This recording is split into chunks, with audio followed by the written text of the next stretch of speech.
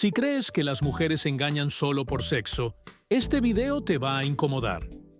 Porque la mayoría de los hombres entiende la infidelidad desde su propia lógica, pero muy pocos entienden desde dónde ocurre psicológicamente en ellas.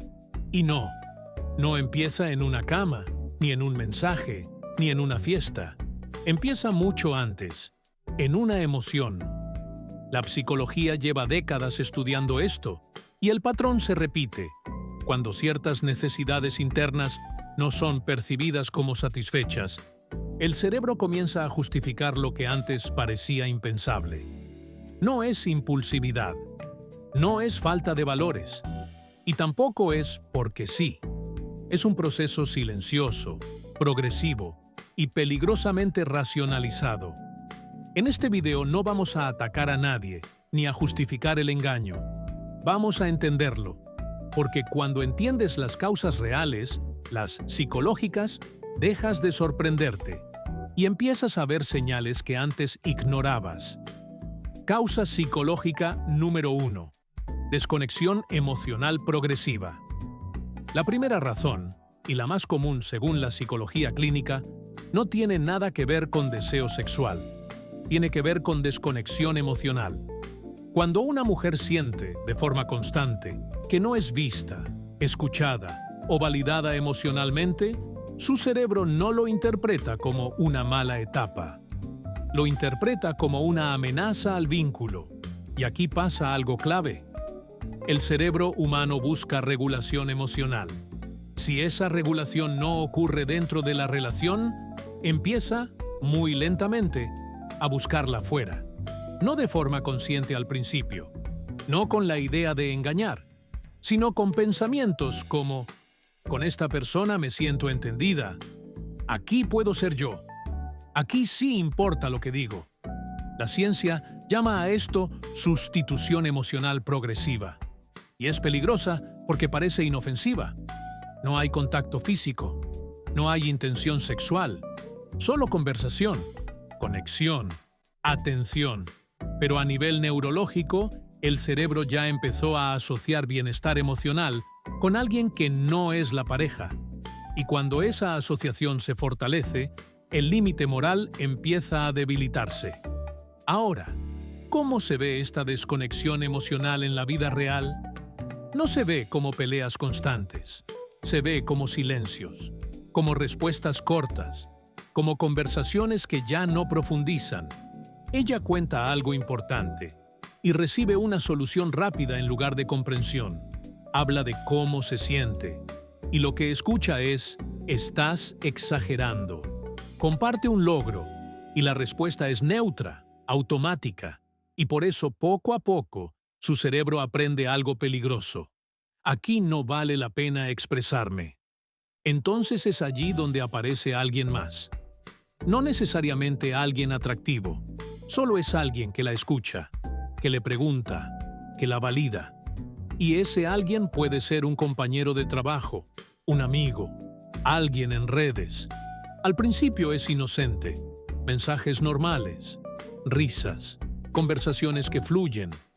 Y ahí, entonces, es donde ocurre el quiebre psicológico. Ella empieza a mostrarle a esa persona la versión emocional de sí misma que ya no muestra en casa. No porque quiera engañar, sino porque ahí sí se siente viva, emocionalmente. Y cuando la conexión emocional se traslada, la fidelidad queda sostenida solo por la culpa, no por el vínculo. Y la culpa, cuando compite contra una emoción fuerte y constante, generalmente suele perder. La siguiente razón es incómoda, pero es real. Muchas infidelidades femeninas no nacen del deseo por otro hombre, sino de la necesidad de sentirse deseada. Y no hablo solo de físico, hablo de validación emocional y personal. Cuando una mujer deja de sentirse admirada, valorada o elegida dentro de la relación, su autoestima no se queda en pausa. Busca compensación. Y el cerebro es muy claro con esto. La validación externa activa dopamina. Atención, reconocimiento, deseo. Pequeñas señales que dicen: sigues siendo importante. Entonces, Basta un comentario, una mirada, un mensaje bien colocado, para que algo se reactive por dentro. No porque el otro sea mejor, sino porque despierta una versión de ella que llevaba tiempo dormida. Y es aquí donde ocurre algo clave. La infidelidad empieza a sentirse, psicológicamente, como un reencuentro con uno mismo. Y eso es peligrosísimo, porque ya no se percibe como traición, sino como alivio, como reafirmación, como identidad recuperada. Y cuando el engaño se vive como validación personal, el cerebro encuentra 1000 argumentos para justificarlo. Hay un momento específico en este proceso que la psicología identifica como el punto de no retorno. No es el primer mensaje, no es la primera risa, ni siquiera es el primer coqueteo. Es cuando la conexión emocional externa empieza a competir y a ganar contra la conexión de la relación. En ese punto, el cerebro ya hizo algo muy peligroso. Reescribió la narrativa. La relación entonces empieza a verse como algo limitante. La pareja empieza a verse como alguien que ya no entiende. Y la nueva persona empieza a verse como alguien que sí conecta. Aquí ocurre una distorsión cognitiva muy estudiada. El engaño deja de percibirse como una decisión y empieza a sentirse como una consecuencia. No fue planeado. Simplemente pasó. Y ella solo piensa: yo también merezco sentirme así. Y cuanto más se repiten estos pensamientos, más se debilita el freno moral. Porque el cerebro no quiere sentirse culpable, quiere sentirse coherente. Entonces, justifica, minimiza, racionaliza. Y cuando finalmente ocurre el cruce físico, muchas veces no se vive como traición, sino como el cierre lógico de algo que llevaba meses construyéndose internamente. Por eso, cuando un hombre se entera, suele sentir que todo pasó de la nada. Pero psicológicamente llevaba mucho tiempo gestándose.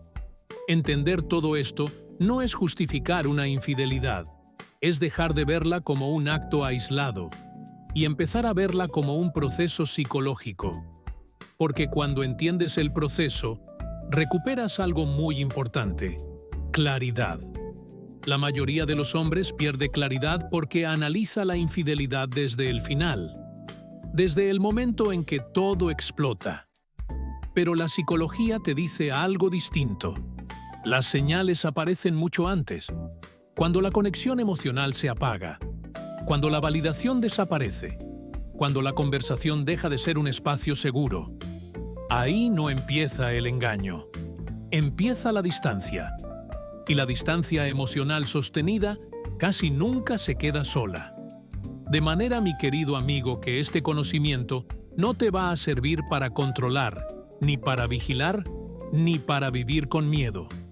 Te va a servir para que puedas entender cómo se construye o cómo se debilita un vínculo. Porque una relación no se mantiene solo con lealtad, sino con presencia emocional. Y cuando hay presencia real, constante y consciente, la necesidad de buscar algo fuera pierde fuerza. No porque sea imposible engañar, sino porque simplemente deja de ser necesario. Si este video te ayudó, deja un like y suscríbete. Gracias por ver. Nos vemos en el próximo video.